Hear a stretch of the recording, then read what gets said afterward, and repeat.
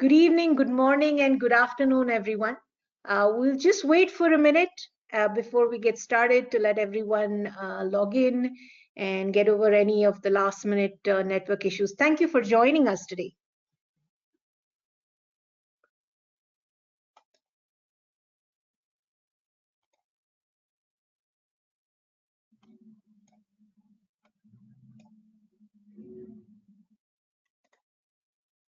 All right, I believe we have most of the attendees who are going to be able to make it. Once again, I'd like to greet you. Good evening, good morning, and good afternoon, wherever in the world you are. We truly have a global audience with us today. I'd like to welcome you and thank you for joining our webinar. My name is Addie, and I'm the Business Development Manager at Data Brackets. I will be your host for today's event. I am joined by our director, Srini Kolathur, and our guest, Mr. Gert from Three-Headed Giant. An ISO 27001 certification has become a basic requirement for a growing number of B2B contracts, and it is being mandated in different industries and different countries. As a standard, ISO is popular globally because organizations benefit from the high level of security and good cyber hygiene. In order to keep up with the dynamic nature of cyber attacks and growing level of data exchange between organizations, ISO has launched a critical update in October 2022. We will be focusing on this update and guiding you to get or stay certified. A little bit about Data Brackets. We have been at the forefront of supporting businesses to comply with HIPAA, SOC 2, ISO 27001, CMMC, and other compliance certifications for over a decade. We have various accreditations, and for ISO certification, we are accredited by IAS to certify ISO 27001 compliant organizations. Our staff consists of several certified ISO lead auditors who have contributed to the information which we will be sharing today. We are delighted to bring you this webinar in collaboration with Three-Headed Giant, our preferred implementation and consulting partner. Next slide, please.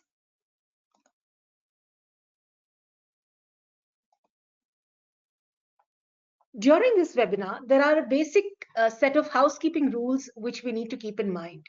The webinar will be approximately an hour long, and it will include a Q&A session at the end. However, if we exceed this limit, you can log off and view the recording that will be shared with all participants.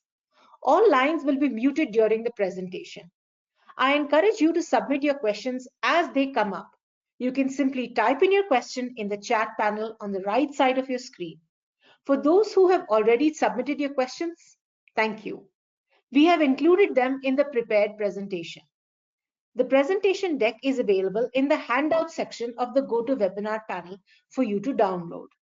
If you have any questions which come up after the webinar, you can email us or connect with an expert through our website. You can also stay connected with us on social media. Next slide, please. I'd like to begin with our disclaimer. This webinar has been provided for educational and informational purposes only and is not intended and should not be construed to constitute legal advice. Please consult your attorneys in connection with any fact-specific situation under federal law and the applicable state or local laws that may impose additional obligations on you and your company. Next slide, please.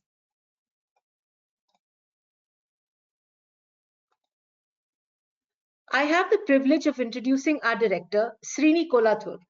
Srini is a results-driven security and compliance professional with over 20 years of experience in leading and managing global IT security, compliance, support, and risk management in Fortune 100 companies. Some of his key areas of focus are HIPAA, PCI, Sarbanes-Oxley, ISO 27000 series, NIST Cybersecurity Framework, CMMC, among others. He is active in several community groups, including Rotary International and TIE. I could go on and on about Srini's experience and achievements, but will not do justice. Therefore, I hand it over to Srini, who can speak better about his experience the services offered to data brackets, and introduce our partner, three-headed giant, and our special guest for today, Mr. Gert. Thank you, Aditi. Thanks for the wonderful introduction. I'm not going to talk more about myself, and let's jump right into our topic. Before we get started, as Aditi mentioned, data brackets, we are primarily an assessment shop. What we do is like we have a platform where like if you want to do your own assessment, we offer that option. And also the most popular option is like the consulting, where people want to get certain things assessed, implemented, and whatnot. So we could do all of these things using our consulting services. And then of course the managed security is more about your SIEM, SOC, another solution that you may want to implement across your environment. So that is something actually we could do as well. So here are some of our assessments. Like as you all know, HIPAA high-tech is mandated for a lot of the healthcare companies in the US.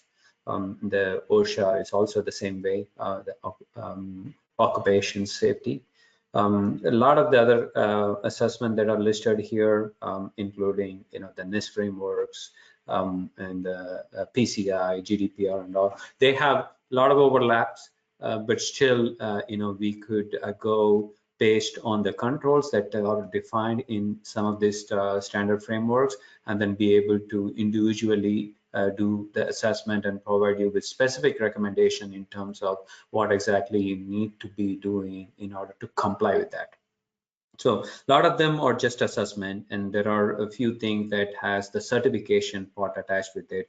Of course, ISO is one of them. So ISO 27001 is probably the most popular security standard now that exists. And then in the United States, a lot of customers are also opting for SOC 2. It's not technically a certification, they call it SOC 2 examination because it is the auditor's opinion is what like is documented in your SOC 2 reports. And the most popular service, one of the most popular services that we have is also the VAPD. Some people call it pen testing, some people call it vulnerability assessment and stuff. So that is also one of our most popular. So we could do whether you have a cloud-based environment or you have on-prem or like you have hybrid environment, we would be able to pretty much do all type of vulnerability assessment and pen testing of your environment. So that's at a very high level in terms of what you do primarily. And then like I think Aditi already talked about it. So we are just for the interest of today's audience, we are accredited by IAF. IAF and IAS actually, so together. IAS uses IAF published guidelines for accrediting us. So we are accredited by IAS to do the ISO 27001 certification. And of course, like we have some of other ISO certification as well. That's probably not directly relevant to what we are going to be talking today. So let's jump right into our topic for today's webinar, which is what are like some of the key changes in ISO 27001 that was very recently published in October. Right. So so far, most of the certifying bodies, they were using 2013 version of ISO 27000 manual to certify you. So usually that certification goes for about 3-year period, and then like again you will get recertified, and that's how like you maintain that ISO 27001 certification. So now going forward, we are required to follow ISO 27001 2022 version. So what does that really mean? We have more detailed slides in terms of what all the major changes between 2013 and 2022. So there are of course some major changes, but it's not like totally different. There are, I would say, about 70 to 80% of the information that are in 2013 has been carried over to 2022. This is again, the approximate number. But then there are some new controls and new processes and things that are introduced as part of 2022 version, which we will review very quickly, right? So, so what does it really mean for you in terms of these revisions and the certification, right? So we are still allowed to certify you as an organization. Let's say you are trying to get certified for ISO 27001 today. So we can still certify you based on the 2013 version. So you don't need to use the 2022 version that is released. And now our accreditation agency, they are going through a transition assessment. That's what they call it. Like whenever revision has been announced, so they will kind of standardize some of this process and then provide us more guidance. That's what we would use for 2022. So essentially, if you come to us today and if you want to get certified in ISO 27001 2022 standard, that is not available yet, right? So we will still use the 2013 version to do the certification. Of course, you could do the transition as published by the ISO guidelines for us. So we can still use the 2013 version technically until 2025, October 21, 2025, to do the transition. So we can continue. After that, it's going to be discontinued. So that means we can use only 2022 version from October 21, 2025 onwards. Again, I know technically it might get a little bit complicated for your particular scenario. As Aditi mentioned, feel free to email us if you have any question in terms of your particular scenario. Okay, so this kind of gives you the high-level picture in terms of of what has changed in the 2013 versus 2022. As you could see, the number of classes that hasn't changed. That still remains the same. 11 classes, main classes in 2013, and 11 in 2022. So you all know security is a big deal. Now the things change and the threat landscape changes, and the controls obviously need to change. So ISO, they've reduced the number of controls from 114 to 93. This is the Annex A reference. Actually, we have two reference manuals, 27001 and 27002.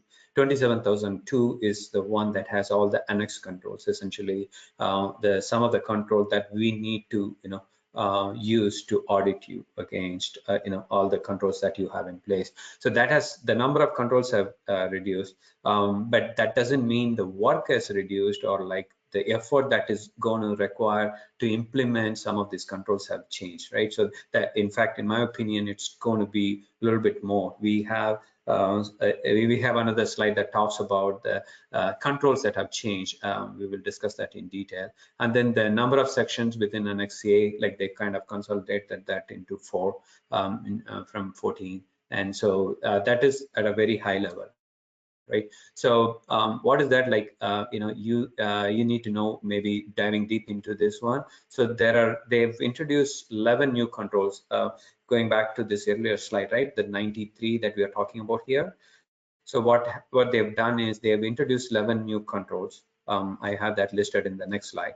And then they also, what they did is they merged certain controls, because some of them, if you see, there is some kind of redundancy in terms of the control that we would be testing. For example, the log monitoring of your systems, and then also your networking device and stuff.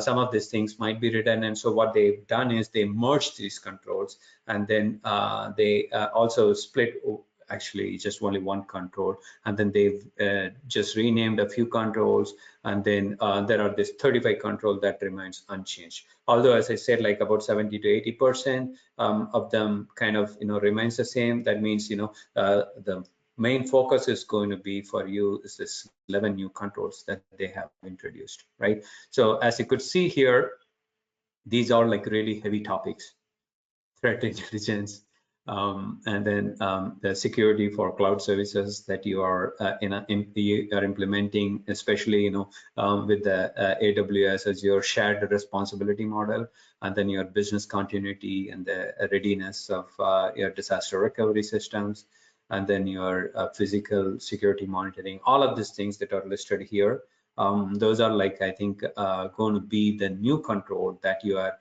implementation partner and also your certifying audit company is going to be looking at it. So as you could see here, data masking, you all know the issues with data masking. If you are maintaining multiple environment within your IT, you make a copy of your production into development and stage without really masking the production data, right? So that is actually a kind of a mandatory requirement now. So if you have multiple environment of the production, then as auditor, we want to see you have the data masking control in place, right? And then DLP, again, is a big thing, data leakage prevention. I think Gert has a slide where he's probably going to be talking in detail about some of these things as well. And then secure coding.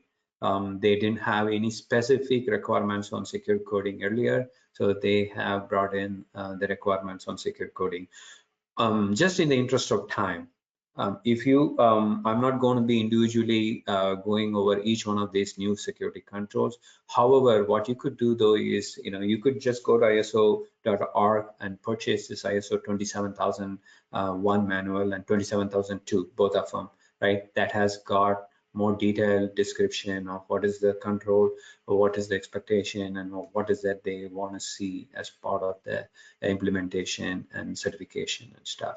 So that kind of, at a high level covers, as Aditi mentioned, like we are going to be you have this slide deck available in the handout section of your GoToWebinar panel. You can download that and make some notes if you would like, and refer it for your future purposes. And now it's my time to introduce Gert Anthony's. I know like I'm going to butcher his last name. Sorry about that, Gert. And we are very, very, happy to have you on this webinar session. And so as you could see, Gert comes with a lot of good credentials, especially in this security, cybersecurity, privacy area. And so he's actually, just before this webinar, we were just talking about the DPO certification and things that Gert has done. So we are very happy to introduce Gert at this time. And Gert. Yes, thank you, Srini, for the introduction and for the opportunity to take some time to speak to you today. So as you can see, my name is Geert Antunis. I'm one of the senior consultants for Three-Headed Giant. I'm not gonna spend too much on this slide. Just know that I've spent more than 20 years in IT, and the last 10 years I've mainly occupied myself moving on from service management really to security stuff, privacy stuff, because I saw that there was a huge overlap between the two areas. But I will expand a little bit on that in the next couple of slides. So if you can move on, Srini, then people have seen my face enough now. So like I said, for people who are not that totally familiar, we are mainly talking about the differences between the old version of 27001 and the new version. But just to make it clear, Data Brackets is what we call a certification body. So what they do is they do an independent audit of what you have done to achieve compliance. They will look at how you implemented the norm, how you implemented the standard, and all of the controls that are listed in the standards. And if they think that you meet the requirements, they will issue the certification. We, on the other hand, we are a party that helps companies in implementing ISO 27001. And although we are doing this session today together, we are in fact independently of each other, and we cannot, it is against the rules that we should cooperate in some way to do the implementation, for example. It's two separate entities, but like Srini said, we need each other. And companies need both parties to achieve that certification. And of course, we have from previous implementations and certifications, we have established a good relation. So that is the reason why today we are taking the opportunity to talk to you about ISO 27001 together. Next slide, please. First of all, I'm gonna talk about where we come from, just because we have a rather strange name, and just gonna quickly explain it. It comes really from a quote from Mark Twain. If I have seen further, it's because I've been standing on the shoulder of giants. Now, the giant in our case got 3 heads. And you might wonder where that comes from. Well, as you perhaps saw from my CV, I come from a background of service management, so I have my roots in the ITIL framework. And the ITIL framework, from first version, really, they started talking about 3 important elements in information technology. That's people, process, and products. So those are our 3 heads. Now they have to work in unison. They have to balance each other out for the giant to remain on its feet. So that is the reason why we chose that name. And some might wonder how the link is made between service management and security and privacy. But if you look, for example, at ISO 27001, there's a lot of stuff that we from our ITIL background were very, very familiar with. If you look at things like asset management, incident management, continuity management, all of that stuff, there are actually ITIL processes for them. So we have a good knowledge of best practices in those areas, and that is the reason why we thought it would be a good match for us to delve into the information security and privacy world as well. Next slide, please. So, like I said, these people, process, technology, they're very important for us. Yes, Rini, you can hit the bar a couple of times. The slide is animated, but you see that coming together in our portfolio as well, because we have in each of our areas where we specialize in, we have created those 3 pillars: people, process, and product. We have products in place to help companies achieve their goals. We know a lot about process implementation, so we help implement processes, and of course we take a look at the people, and that can be providing the people themselves, like data protection officer as a service, or it can also be that we go through, help you achieve organizational change. So organizational behavioral change management is also something that we have in our portfolio. Zooming in a little bit, next slide, please. On what that actually means in terms of privacy and security. Like I said, there's a lot of stuff that we can do by just offering warm bodies, as it's called. We can do assessments, audits in all GDPR, ISO, but we can also help you in implement the ISO norm. So that's something that we can, like I said, help in terms of resources, human resources that we provide, or we can also have a look, review documentation. It all depends on the level of cooperation that our customers want. Do they want to do as much work themselves as possible? Then it's more of a guidance. If they really want to get us to do most of the implementation, that is possible as well. So we're not only looking at the ISO 27001, which is the norm or the standard you can certify against. Srini has talked about the 27002. That's guidance. You cannot certify against that norm, but it provides a lot of useful information if you want to implement the 27001.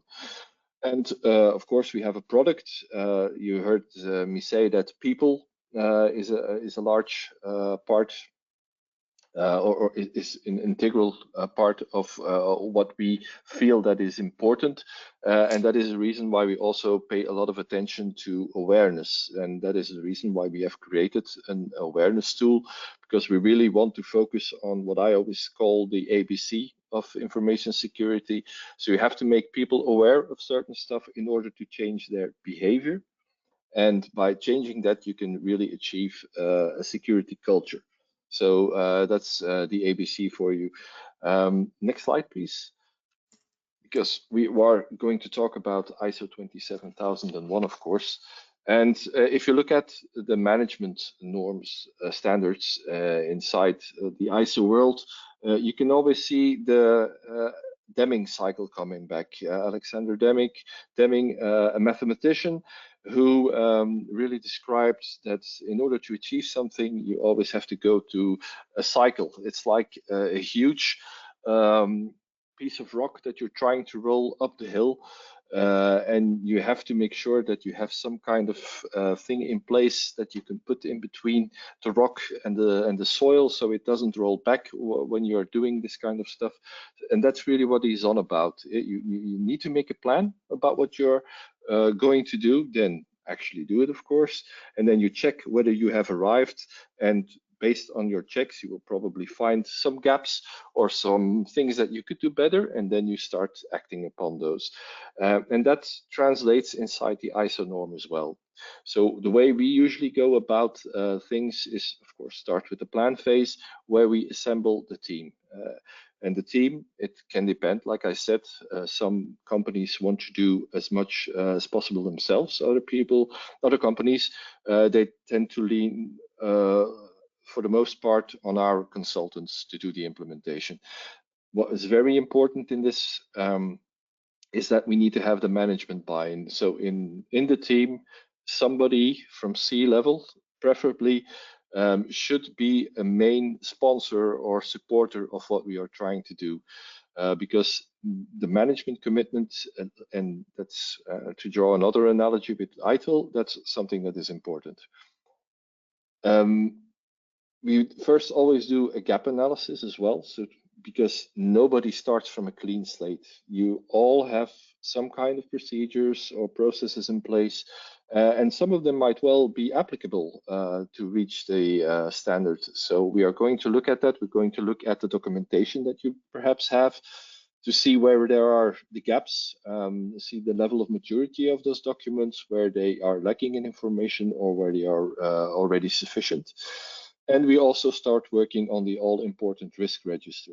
So that is the place where you examine all the risks that are in scope for your organization.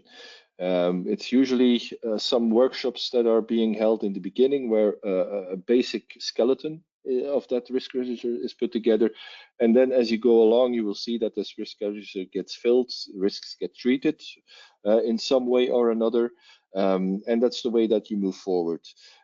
Also, an important factor are the interested parties, as they are called inside ISO, and I think that's a very good term, because usually people talk about stakeholders, but interested parties is a very good term, because it's broader than just the stakeholders. You also look at what are our competitors doing, for example, what is government or what is law requiring us to do. So it's really good to look at your company from a very broad perspective, and that helps you in identifying the correct risks and the gaps that exist. Then we enter into the do phase, where we start to look at, start to create policies if they don't exist, look at what controls we can put in place in order to achieve the level of compliance that we want to achieve. And at the end, first, before we go into the check phase, we do an internal audit. So we ourselves, you can do it yourself. If you have opted for to create an internal audit department for that, you go check for yourself. Do you think we did a good job? Do we have we covered all of the controls? Have we followed the clauses? Is our documentation complete, up to standard? And that is something that is checked. And then when you have that level of confidence, then it's usually the time to contact or to bring in the certification body to start the certification audit. A certification audit always takes 2 stages. First, you have the stage 1 audit, which looks really more at the documents. Are they present, and are they up to par? And then the actual audit, phase 2 audit, is walking around, questionnaires, interviews, willing to try and test if what you said you were going to do is actually what you're doing. Based on the audit findings, there might be corrective actions that you need to correct in order to put yourself in good standard according to ISO 27001. It can be as well, it can be recommendations as well that you need to take into account, and it's also something because once you get certified, each year you will have a surveillance audit, as it's called, and it's something that the auditor, the certification body, they will look into. Did you follow our advice, or did you do nothing with it? So it's important that you take into account what the auditor has told you as well. Next slide, please. So like Srini has already said, there's 11 new controls inside ISO 27001, and I want to talk a little bit about those controls. They are ranked in more or less a way where they get more difficult to apply. And first of all, it talks about threat intelligence. So it's information relating to threats, and you need to collect that information. You need to analyze it so that information becomes intelligent. It's like the data leads to information, leads to knowledge, leads to wisdom, adagio that they use in ITIL. You need to make sure that your organization, that you understand your threat environment and that you can mitigate those threats. It's working, expanding on the risk register that you're already implied to do. So there's of course tools that can help you achieve this, things like Cisco Umbrella or Azure Sentinel. I also work for a company where they use ServiceNow. For example, ServiceNow in its operations, I'm not paid in any way, by the way, so it's just an independent comment. They have, for example, in their security operations suite, they implement the MITRE ATT&CK framework. So where that's an existing framework, you can look into it. It's more or less open source, where you can see what kind of threat actors are out there and how should you respond to those threat actors. So you can leverage all of that stuff inside your ISO implementation and your ISO controls to make sure that you achieve what is needed in this area. Second one is, it's evident, obvious that everybody is using cloud services in one way or another. So you need to identify what kind of cloud do you need, what are you going to use, and what are the risks that are involved with that. And you have to start looking at, okay, how will we, or how can we protect that cloud environment? And if we get attacked, do we know how to respond? Do we know how to solve issues? So it's really a matter of implementing your security at the lowest possible level here. So stay as close to the data as possible if you are thinking about implementing security measures on the cloud, for example. So things like encryption, access control, isolating networks. For example, a client that I'm working for, they use packet fence to achieve that kind of security controls. The ICT readiness for business continuity, it's always more or less present inside the ISO 27001 norm. They even created a special norm for it. So the 22301 talks especially about business continuity. In terms of 27001, it's about implementing the basics. So make sure you have your business impact analysis. Talk about stuff, define your RTOs and RPOs, so the recovery time objective and the recovery point objective. To what point do you want to be able to restore data to, and or to what time objective do you want to restore it to? Make sure that you have those kind of things present inside your organization. Physical security monitoring. This is also about identifying and protecting your secured or restricted areas with the appropriate surveillance tools. So there's no use at putting a retina scanner at the front door of your company. That will be considered as way too intrusive.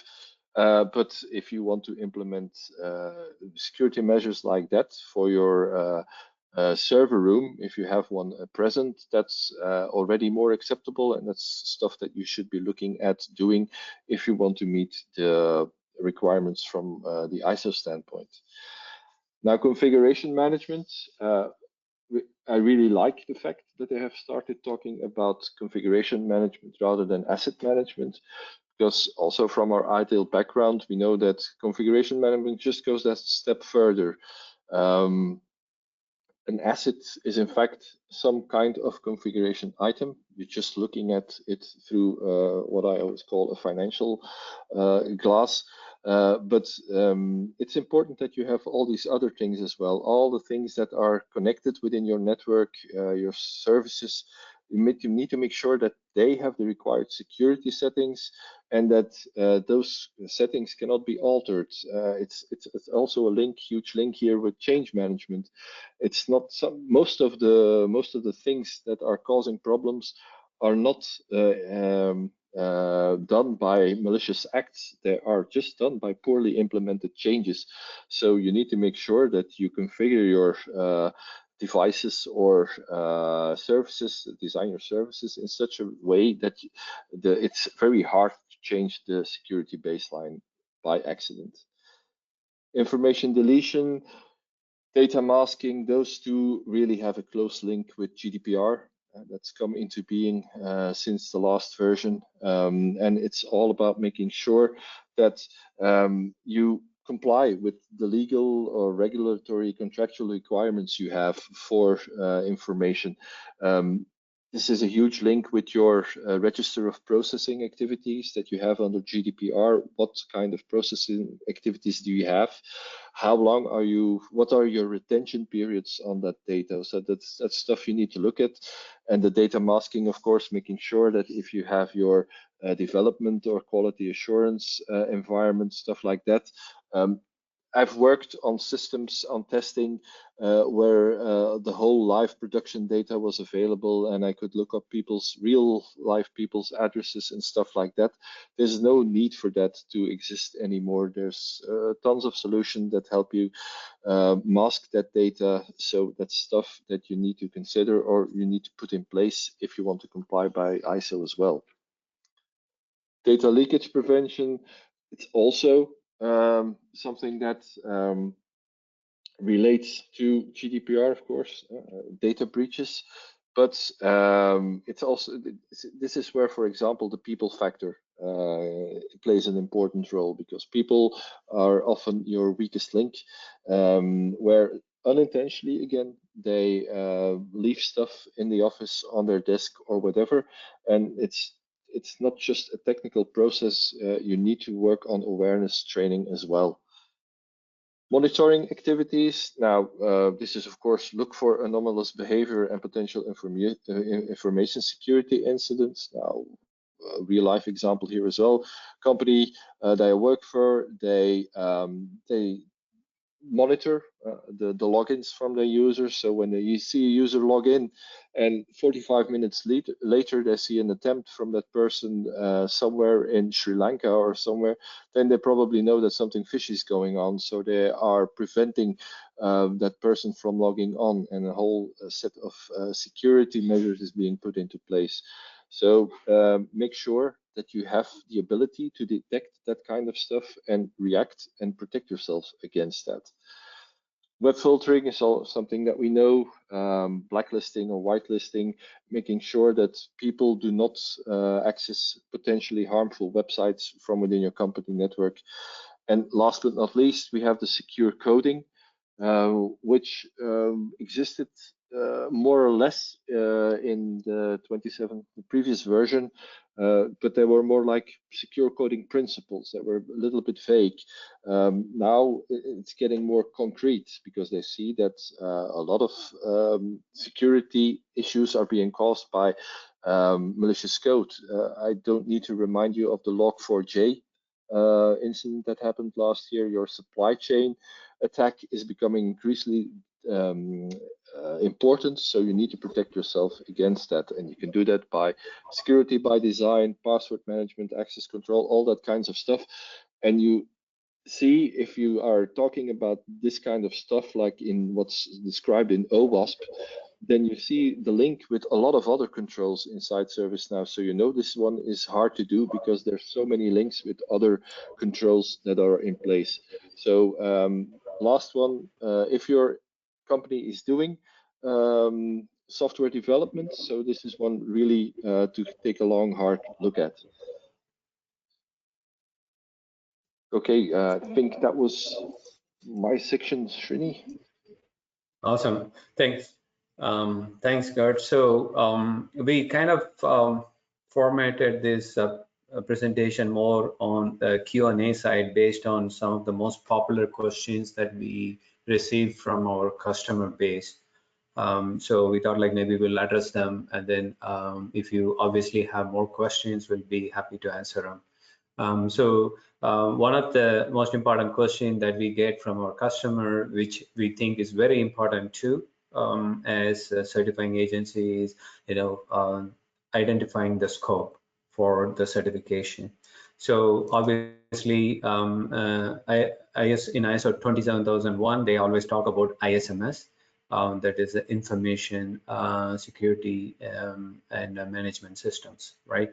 So it is essentially, all the systems and servers where you are collecting data, processing data, transferring or storing, all of them are kind of covered as part of, needs to be covered as part of the scope.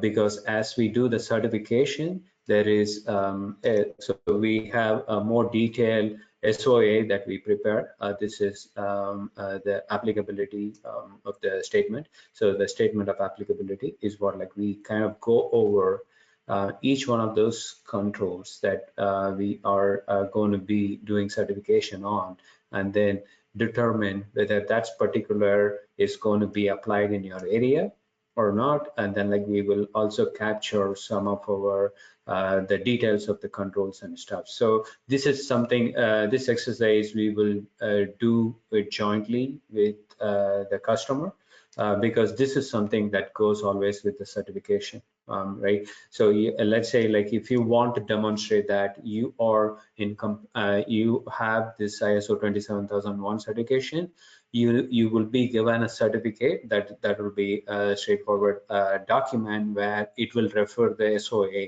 the statement of applicability. That's where this comes into play, and this could also potentially go to your client as part of the certification. So this is a very important document. We need to be spending a lot of time in this particular exercise to determine what is applicable for our certification and how it is applicable, and all those sort of things are kind of noted here. And then how do you get ISO certified? This is like, I think this chart might look a little bit complicated, but if you really see, there is mainly these three different phases. There is this pre-certification phase where we kind of determine if you are ready for your certification or not, right? So we have certain mandatory document requirements which we will review with you and your implementation partner, like Gert's team and stuff, and then, like, determine whether you are ready for a certification. If you think we are ready, if you think we are ready, then we will go ahead and prepare the proposal and have the contract and everything signed. Then, like, we will come up with our audit program and whatnots, and then share that with you. Primarily, the two things that you need to know is there is two phases of this audit. One is stage 1 and stage 2. Stage one, essentially, it is also called like kind of document review. So we look at all your policies, procedures, and make sure that, you know, whatever you referred in the statement of applicability is all covered, you know, as part of your, you know, the documentation submission and record submission and whatnot. That usually takes, depending on, usually we are required to do this stage one and stage two certification. The general allocation of time is also provided very specifically in one of the manuals in ISO, which is ISO 27006. So they very clearly document in terms of how many days we need to be taking to audit an entity based on what all the criteria and things. So essentially, you know, it is based on the number of users using the ISMS system and whatnot. But just to give you an idea, stage one usually is about you know, anywhere from 1 to 3 days for a medium-sized company, but for a larger company it could change drastically. And stage two audit, most of the time it is on-site audit, and IAS has kind of relaxed the requirement of on-site audit due to COVID restrictions. But like starting January 1st, we are required to do on-site audit only, unless we get any specific exemption from our or exemption request from our customer, which we will, you know, run it by IAS before, you know, approving that, right? And then like once the stage two audit, technically it can go on from like say minimum of 4 or 5 days all the way to maybe even a few weeks. And that's where like we will go over each one of your controls.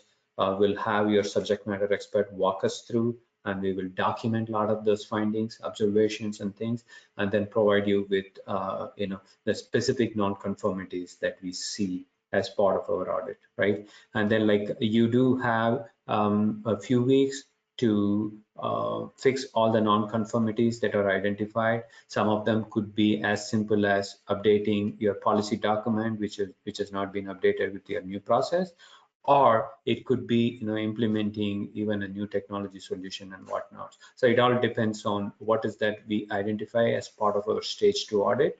And then like at the end of the audit, then the audit report is provided to our certification committee.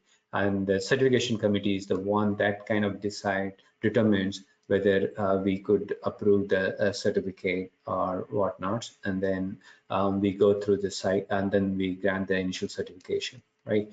And then after year one, that is also referred in our certificate, unless you maintain the surveillance audits, your certificate is not valid.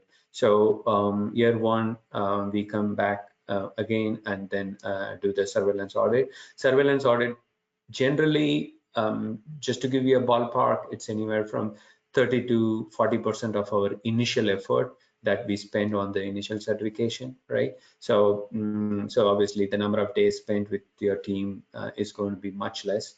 And we essentially start off based on the surveillance audit requirements per our ISO guidelines, and we start off with our non-conformities that are identified in our earlier audit. And then like we go through your internal audit reports, we look at your management reviews and whatnot. That's the process we use to go through this one. And then it's the same for year two and year two as well, right? So we go through the same process for year two. And then the last one is, you know, again in year, at the end of year three, like we need to do a complete audit, right? The recertification audit, and that will be pretty much following the same process of stage one, stage two, and then you know, finalizing everything. So that's the process generally we use for, you know, our certification and the surveillance and things. So once you're certified, technically you are good for 3 years as long as you continue to do your surveillance audit and stuff. And then after the end of the 3rd year, like you will go ahead with your full audit, right? And then for some of you who are on this call, I think Gert already kind of covered on you know, in terms of like what are the different things that he will be doing as part of the implementation. If we had to group all the different things that we would be doing audit, certification audit on, so this is how we would group it, right? So these are the 5 key focus areas that we would be looking at. Let's start from the technical safeguard. I think Gert already went through all the different requirements and the change and the controls that he is going to be implementing and whatnot.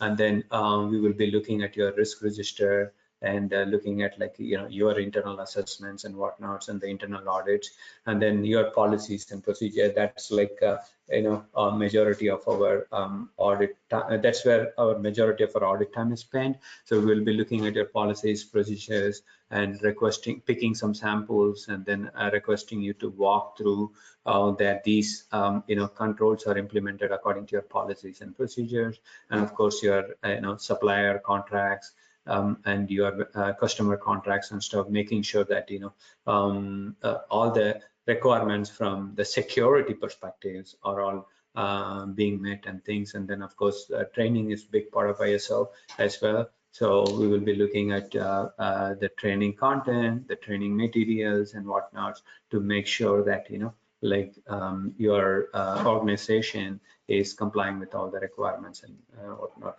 Again, like, we have a different slide in terms of what are the different areas, high level, we will be looking at and things. Just in the interest of time, I'm going to skip it. You always have this slide for your reference if you want to look at it. And these are, like, the main controls that are classes, I think they call it.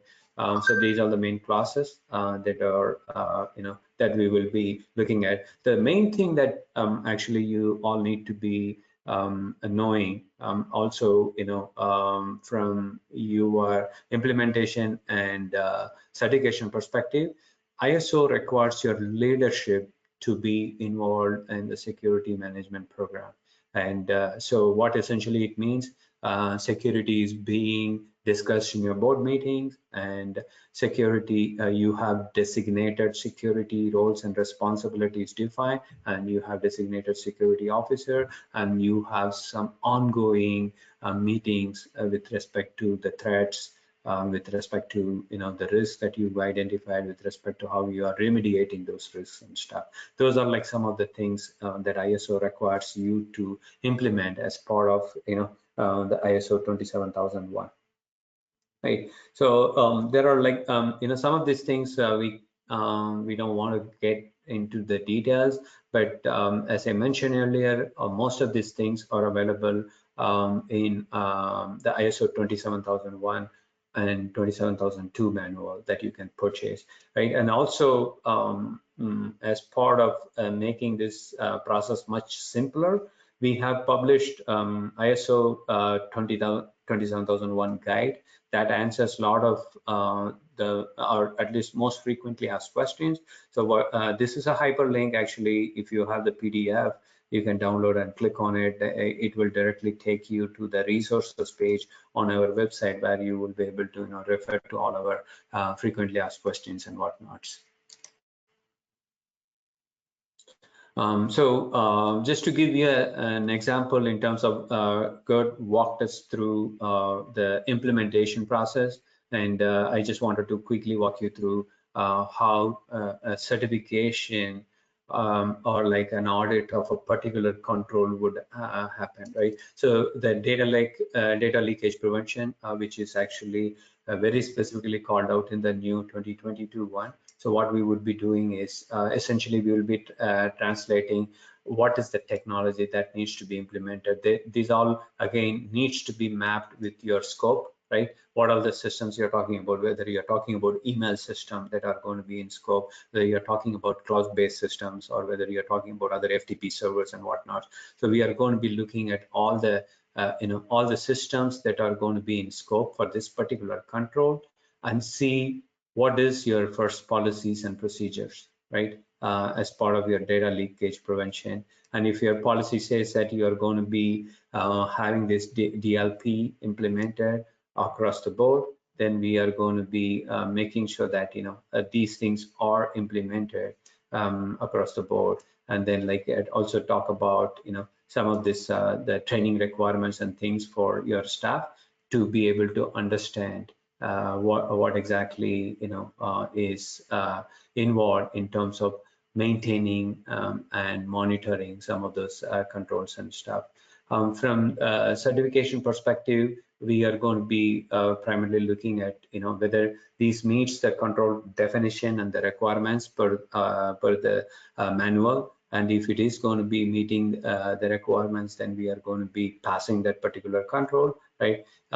If the control is not implemented properly, and if it is not like if it requires additional enhancements and stuff, then we are going to be calling that on out as non-conformity, and then we are going to be identifying the risk that is involved in not having this control properly implemented, calling out specifically what could be the repercussions and whatnot.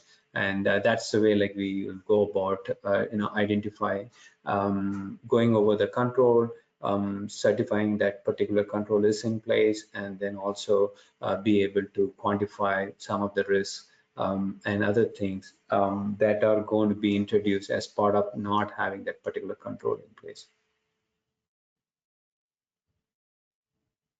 Yeah, so these are some of the examples of policies and procedures that we would see. It doesn't need to be called specifically bring your own device policy. It could be part of your information security policy. That could be a section where you talk about this policy. What do you do with the some companies might say, hey, we don't allow BYOD totally, right? Some companies might say, okay, so we allow that upon approval by our IT team. Some companies might say, okay, so we allow BYOD, and then they need to implement certain software and things on their device, then we allow BYOD, right? Those are like some of the things we will be looking at. These are like some of the different areas that we would be looking at, like whether you have done your BIA, business impact analysis, identified all the key components for your business continuity and whatnot. So these are like some of the policies. I don't think like we will have enough time to go over each one of these things, but these are like some of the examples. Again, this is not like this doesn't include like everything that we'll be looking at, but some of the key things that we'll be looking at. And yeah, so at the end of the day, once our assessment is done, like we will be providing you with detailed observations, the findings, and remediation reports and whatnots if required, any non-conformities and stuff. And then along with that, it will also include the SOA and the profiling that we have done. And if you have gone through the whole process, and if our certification committee decides that like you're good to go, then like we will be issuing you the digital certificate. And then like also all of these things, like we we basically use our own portal, the one that I was earlier discussing, DIY platform, right? So we pretty much use our own platform to do the assessments and things. During this process, like you will obviously have access to the same information that we are using to do the determination of your control effectiveness and stuff. So you will definitely be able to access and upload the required documents and whatnot. And then in terms of the certification, actually, sorry, I'm covering more on the certification side of things, and for implementation, it is a whole different engagement model. Maybe once this is done, Gert, if you want, you can talk about the implementation model that you guys would use. Essentially, we have to work with your point of contact security officer, and we need to be knowing your point of contacts for all the different areas that we will be doing assessment on, and also the management team who is going to be looking at our final audit report and signing off and things. So generally, like it's about like 4 to 8 hours of time. This is more on the implementation side of thing, but for certification, based on what I mentioned, like stage 1 and stage 2, we will be engaging your team. Yeah. Okay. Yeah, I think like we kind of briefly talked about it. How much time it takes for readiness and how much time it takes for certification audit and things. Gert, do you want to add anything to this slide? Yeah, well, it all depends, of course, like I said in the beginning, how much time are you able or willing to spend on it yourselves? One thing I always reiterate is the fact that it's not about producing the documents and the policies and thinking that you are ready. You always have to make sure that this thing, this ISMS as it's called, you have to prove that it has been running for a certain amount of time. So we always recommend to have at least 3 months where your ISMS is functioning as you described it to function, so that you are able to demonstrate to the auditor that it is indeed working the way that you described it would work. Yeah, very good point, Gert. Yeah. And then what are the benefits of ISO 27001? I think, like, you all understand that. That's why you're on this webinar. So, couple of things we wanted to mention is, like, we deal with a lot of customers, and they had to spend a lot of time in completing this RFP and RFQ requirements. And that takes up their valuable time. Instead, if you have this ISO certification, instead of filling out all these questionnaires, you might be able to provide just the third-party report and get away with not filling out by not filling out all those vendor assessment questionnaires and whatnot, right? And also, I think, like, I covered this in the very beginning. So based on some of the different standards, frameworks, and other details that are published so far in the industry, I think, like, ISO 27001 probably is the most comprehensive standard that covers as I say, nuts to soup, and everything. It covers starting in terms of onboarding staff, all the way to how would you go about even recover an environment and whatnot if there is any kind of disaster. So it helps you to think through the different risk scenarios and have controls that makes more sense for your environment, and then be able to demonstrate that. And all the good thing is it's all done by an independent third party, which kind of adds more value to what you are trying to accomplish, right? If I I think, may, like, we kind of, yeah, if I may, just on the last slide for the people sure. in Europe, pretty important to mention. We have all known the impact of GDPR. For some of those that know the Directive on Security of Networks and Information Systems, or the NIS guideline, there's a new version coming up. So it talks about operators of essential services that need to be NIS compliant. Now it's usually your transport sector, so really banking sector, stuff like that. But hospitals and stuff like that could come into view as well for this. So it's going to be translated into national law probably by 2025. We have to be ready. So it's being put into law as we speak. We don't know when it will be ready here in Belgium, but keep an eye out for that, because it explicitly mentions ISO 27001 as a requirement to have. And there's also the Digital Operations Resilience Act coming up, also from a European directive. It's aimed at the financial sector mainly, but you can feel that the legislative people are also looking into leveraging ISO 27001, making it a requirement, something that you will need to obtain by law to be in standing order. So take that into account as well, please. Oh, good. Yeah, great comments. Good. Yeah, definitely. I think, like, before they mandate, you might as well start planning. Right. Okay, awesome. So I'm going to, just in the interest of time, I'm going to quickly go over some of these slides.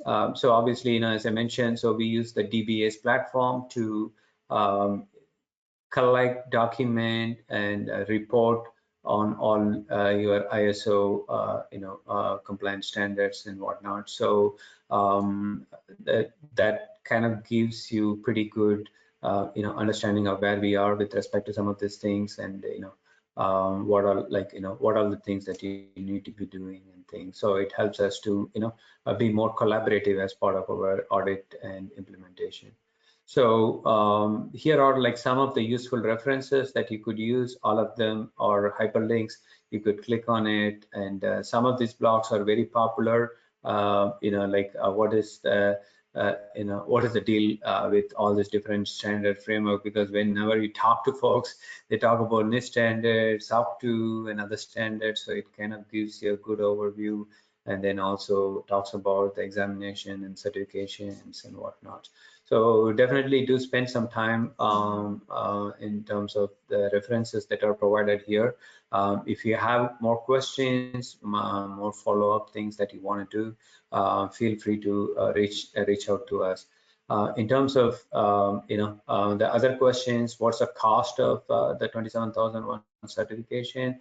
So it definitely depends on the number of staff, sites. These there are, like as I said, there are certain guidelines provided by ISO for us to spend time and then do the control reviews and certification. So that is something we need to follow. And then there are of course other factors like suppliers and your other outsourcing activities and stuff. But generally, just to give you a ballpark, it would somewhere around like 15,000 euro is what it starts from, and then it could run to depending on the number of days and the activities that are involved, it could really be higher as well, right? For the implementation, maybe do you want to talk about that here for the implementation? Yeah, also dependent, like mentioned a couple of times, how much work are you planning to do yourself, which is of course an internal cost that you have to factor in. But what we usually see is for organizations, our usual implementation projects, they start at 25K mark, and that's roughly translates into 25 to 30 days of consultancy activities from us. But it also, like you said, it depends on the size of the organization, the complexity of the organization, and it really depends on that to give you an exact figure. But this is something that you have to take into account, that it starts from about 25K. Gotcha. Okay. Is ISO 27001 certificate difficult? I think like the answer to that is it depends on where you are with your controls implementation and what other certifications and things you have. Like as Gert mentioned, some of you might have gone through GDPR. So GDPR has got a lot of overlap with ISO 27001. So it depends on what is that you have in place, what is that you don't have. From certification perspective, though, it may not make a lot of difference in terms of the cost and stuff. But from the implementation perspective, it might vary. Yeah. Anything you want to add, Gert, for the earlier one? No, I just can only speak from my area of the world, because I know that in North America, SOC 2 is also a very popular alternative for the ISO certificate. But here in Europe, ISO is really the go-to we see in the market. Yeah. So as far as the third-party certification per se, based on our experience, there are hardly a few certification options available in the security space. ISO 27001 is probably the topmost, right? And then, as Gert mentioned, SOC 2 examination or attestation is also equally popular here in the US. And other than that, like we are not aware of many certification. A lot of the other requirements are like mostly like the NIST and other things. There are no certification per se that's available. And for HIPAA and GDPR, again, it is probably just self-attestation or doing a third-party assessment. That would not be any certification.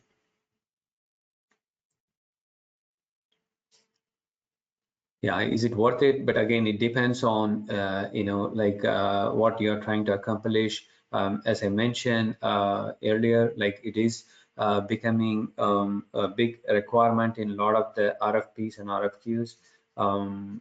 Companies want to know like whether customer has taken, their vendors have taken security seriously, whether they have gone through any certification process, and whatnots, right? And I think Gert also talked about some of the mandate that are coming in from some of the countries in the Europe, where it's going to be kind of mandatory for you guys to have the certification going forward. Anything else, Gert, you want to add?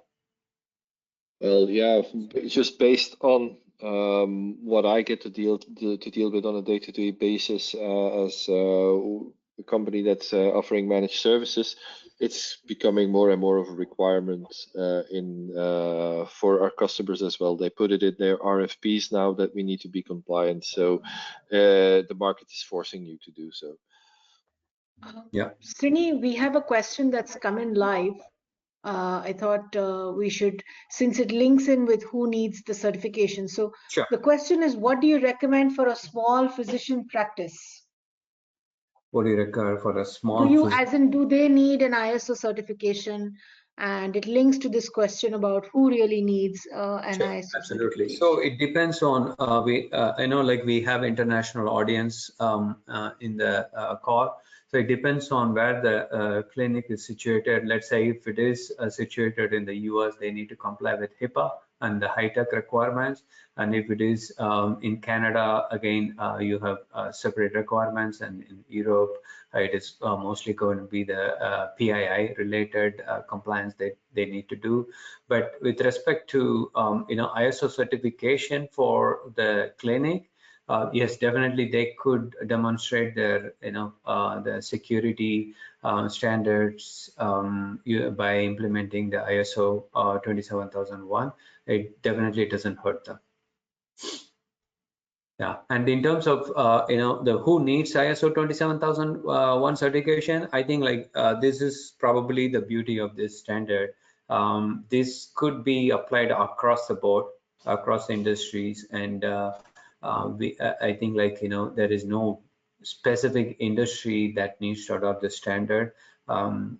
Based on our experience, I think like this could be all across the board, whether they are in the US or Europe or like any location wise, it doesn't matter. And then like even industry wise, if they are going to have ISO. So we worked with the product companies who wants to get ISO 27001 certification. We worked with the MSPs, and we worked with a lot of other service companies who want to get 27001 certification, and manufacturing, logistics, and everybody like they like this certification. Yeah. Gert, you want to add anything to that? Yeah, I always, it's maybe a bit of a cliche, but I compare it to a driver's license. We all drive cars. We all obtained our license at one point or another. You can kind of compare that with your certification, but that doesn't necessarily make you a good driver. So as we experience daily on the road, what I mean by this is don't treat this ISO certification as just something that you need to get, or for the sake of the piece of paper or the digital copy that you get. No, treat this as an opportunity to look at your internal processes, look at the way that you train people, look at the way you apply technology, assess your risk. It's really an opportunity to truly become more secure as a company. So don't do it for the sake of the certification, but do it for the sake of your customers, your patients, your whatever. Just try and look at it from that perspective. Absolutely. I think very well said, Good, right? So I know we ran over a little bit, so really sorry about that, but hopefully, we've covered, some of the things that you're looking for as you join this webinar. And here is our contact information. Feel free to reach out to us via any of the social media channels or the contact information that are provided here. So with that, Thank you, Gert, for sharing your experience and your expertise in this webinar, and thank you all for joining today's webinar. Thank you, Srini. We look forward to seeing everyone in our next webinar. Have a wonderful week ahead. Thank you. Thank you, Gert. Thank you. Bye-bye. Bye.